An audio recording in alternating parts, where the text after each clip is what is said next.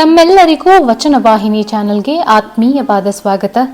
ಇಂದಿನ ಪಾಡ್ಕಾಸ್ಟ್ನಲ್ಲಿ ಶರಣೆ ನಾಗಲಾಂಬಿಕೆಯವರ ಒಂದು ವಚನ ಹಾಗೂ ಅದರ ಭಾವಾರ್ಥವನ್ನ ತಿಳಿಯೋಣ. ಅಯ್ಯ ನಾನದವೇ ಅಯ್ಯಯ್ಯ ಕೈಯ ಕೋಲ ಕೊಂಬರೆ, ಅಯ್ಯ ಎಳೆಗರುವಿನ ಎಳಗಂತಿಯ ನೆಳೆದೊಯ್ವರೇ ಭಕ್ತರು, ಅಯ್ಯೋ ಅಯ್ಯೋ ಎನಲೊಯ್ವರೆ ಬಸವಣ್ಣ ಪ್ರಿಯ ಚನ್ನ ಸಂಗಯ್ಯ.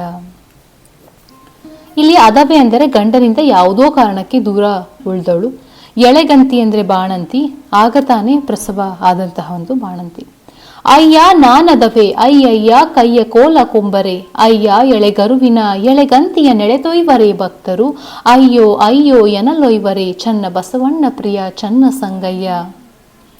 ಅಯ್ಯ ನಾನೀಗ ಗಂಡನಿಂದ ದೂರ ಇದ್ದವಳು, ನನ್ನ ಕೈಯ ಊರ ಗೋಲಾದ ನನ್ನ ಗಂಡನನ್ನ ಹಿರಿಯರಾದ ನೀವೆಲ್ಲರೂ ದೂರ ಮಾಡುವುದು ಉಚಿತವೇ?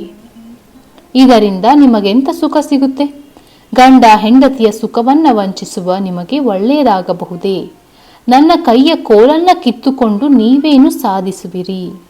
ಅಯ್ಯ ನಾನೀಗ ತಾನೇ ಮಗುವಿನ ತಾಯಿಯಾಗಿದ್ದೇನೆ, ನನ್ನನ್ನ ನನ್ನ ಮಗುವನ್ನ ನನ್ನ ಗಂಡನಿಂದ ದೂರ ಮಾಡಬೇಡಿರಿ.